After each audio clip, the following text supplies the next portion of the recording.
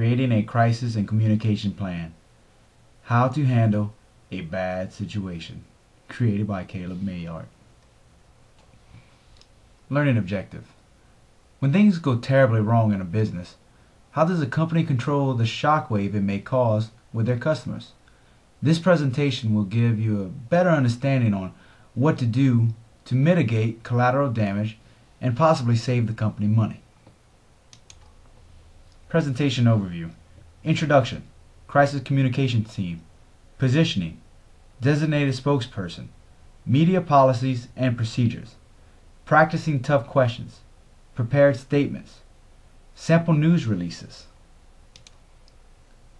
Collateral materials. Key audiences. Contact log. Speaker's presentation. Handling media interviews. Recommended books and websites. What do you do when it all goes wrong? This question refers to what do you do in business when just everything goes wrong. A crisis happens that no one expected, no one has an excuse for, just it happens. How do you deal with it? Who do you call when everything went wrong? Who should a company contact? Who do they need to get in touch with to explain what happened and how they plan on fixing it? Several events can cause a company to go into damage control mode. Things often happen in business that no one can control. Jobs and money can be lost due to these unfortunate mishaps. The key to getting through these trying times is to have a solid crisis communication plan in place to absorb information and disperse it in a way that best helps the company. In the following slides, we will explain some of the best ways to create a crisis control plan that will give a company the best chances of getting through a tough situation. Crisis Communication Team, or CCT. Your crisis communication team should consist of the major players in your organization. These are leaders who can be trusted with information to disperse to lower level employees and the media. These CCT members should be competent enough to handle the information being passed. They should be well spoken and able to communicate under pressure. Crisis Communications Team. Team members should include the CEO, Chief of Public Relations, Vice President, every departmental head, organizational lawyers. Positioning. Positioning is the stance that a person or group of people take on a situation. Taking a position on a topic lets the media, investors, and employees know where the company stands on different issues or on events. The position you take on a crisis is extremely important. Positioning. Different positions a company might take. Human error, foul play, clerical error, errors in judgment, insufficient quality control, misuse of confidential information. Designated spokesperson. Finding the right spokesperson is critical to the success of your company. Your spokesperson and backup spokesperson will serve as a liaison between your company and the public. Having a well-trained expert with credibility helps the public better understand and believe what is going on with your company at the time of crisis. Spokespersons are detrimental to the success of getting out of a crisis. A bad spokesperson can make the situation even worse. A good spokesperson should be well-spoken, comfortable in front of the media, especially the camera, a subject matter expert, able to change the subject, and believable. Media policies and procedures. Never stray from policies and procedures set in place by the company guidelines. When rules are made for the media, they should be diligently upheld at a time of crisis. If it is mandatory for reporters to be escorted on property at all times, then reporters should be escorted no matter what. Not following public relation guidelines in a time of crisis can be counterproductive to mitigation on information leaking out. Practicing tough questions. During a time of crisis, there is no such thing as an easy question. Careful consideration should go into every bit of information released by the company. Tough questions have a way of making people rethink what they are supposed to say. When asked a tough question that the speaker is not sure about, he or she should pause and collect their thoughts before answering. Giving the wrong answer is far worse than not answering at all. When practicing tough questions, there's a few things that you should remember. There's no such thing as off the record. Just by saying that doesn't mean that it's off the record. You're always on the record. Answer questions with the company's planned response. Do not wing it. You're not prepared for that. Whatever the company wants you to say, that's what you say. If you don't know how to answer, then tell them, I don't know, or I'll get back with you. Never lie. Prepared statements. Prepared statements should be just as stated. Prepared. The company's lawyers and executives meet over the recent crisis and discuss what is the best thing to tell the public at that point in time. These statements can alleviate some of the concerns of the public and help everyone understand the crisis better. These people get paid a lot of money to protect the interests of the company. You should follow what they say to maintain that interest. Prepared statement.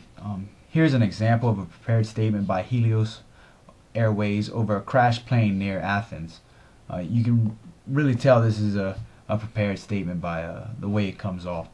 Yesterday was a tragic day for all of us, he said. In an effort to alleviate as much as possible the pain and anguish of the families, Helios Airways, in cooperation with the government, activated its emergency procedure and immediately arranged to set up a meeting center for the families of the passenger at Larnaca Hotel.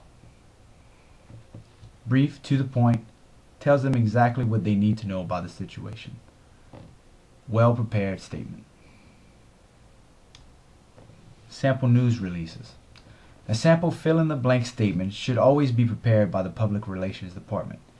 This is basically a piece of paper that states exactly what you should write in to get the information across. This example states a blank at blank involving blank occurred today at blank. The incident is under investigation and more information is forthcoming.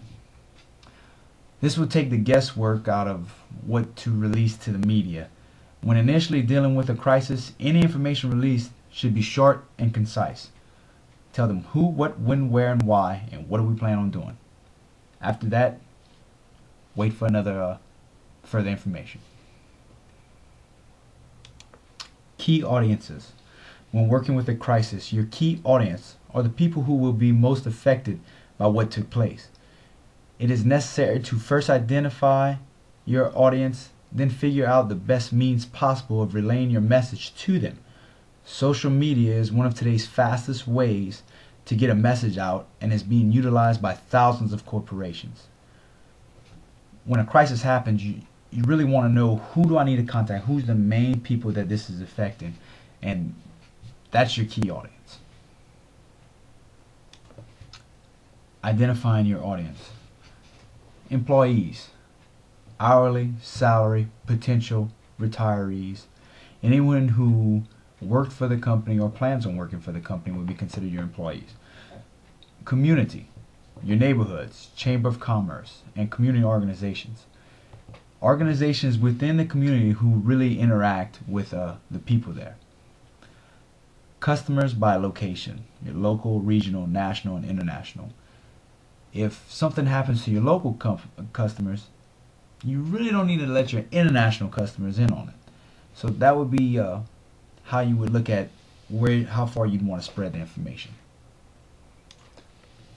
Your key audience also can be broken down in functional, your distributors, your wholesalers, your retailers, your consumers, really hitting the people who need to know about what happened, who it relates to.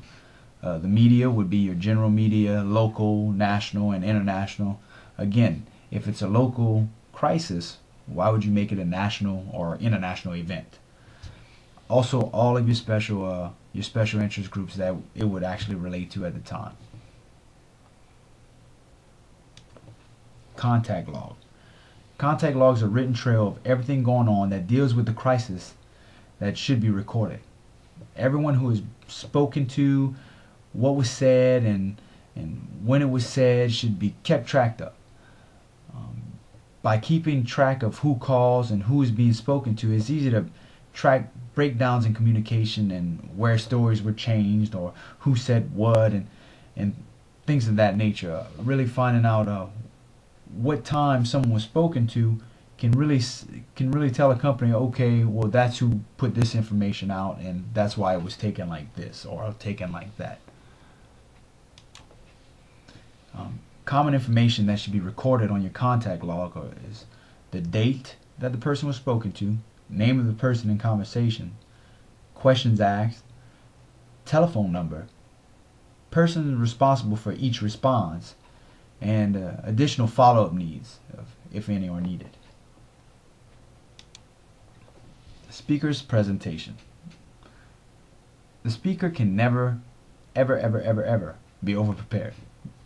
The speaker should have an unstapled, large text, easy to read, highlighted speech to prevent an appearance of nervousness. It is best for the speaker to be early. This will give the speaker time to relax in the environment. Always make sure any projects, microphones, or speakers being used are ready in the time for speech. By not having accessible projectors, microphones, not being prepared, ill-prepared will really show just how unprepared you might be to handle this crisis. I mean, the public looks at you as that spokesperson, and if you don't look like you know what's going on, then they think the company doesn't know what's going on. So you really want to be prepared for the speech and really know what you're doing and who you're going to be addressing. Speaker's presentation do's and do nots. Do's: use large text, something easy to read so you don't get lost in your paperwork. Highlight your points so you stay on point. You know what points you need to hit. Time presentation. Make sure your presentation runs on time. That way you don't lose anything, nothing gets cut out due to time restraints. Practice, practice, practice. The better prepared you are, the more believable you sound. I say that meaning that you know, the more they'll trust what you're saying. The do nots. Do not be late. That's inexcusable. Don't fail to check your equipment. Make sure your mics and all your lighting and teleprompters, anything you need works. Don't wander from the paperwork. Stay focused on what you have. Don't start rambling on. Don't become defensive with any questions. Any questions that don't really suit your liking, just try to stray away from them, or just no comment at this time. Handling media interviews. When preparing for a TV or radio interview, the speaker must be prepared. Preparing talking points is a way to keep the interview on the right path. Leaving all the questions up to the interviewer can lead to awkward, unprepared responses. Figure out how much time is available and use every minute to your company's advantage. This is valuable time that you're getting, that you might actually be paying for, but the media is there. They want to know what happened. What's your side of the story, and what do you do? What do you plan on doing to fix it? One of the recommended books is Crisis Communication. It provides indispensable information on a wealth of topics, including crisis prevention, crisis survival, and reputation management.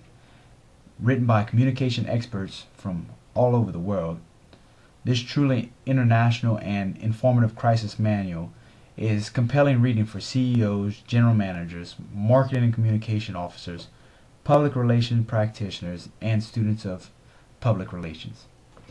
Another recommended book for your reading collection would be Ongoing Crisis Communications.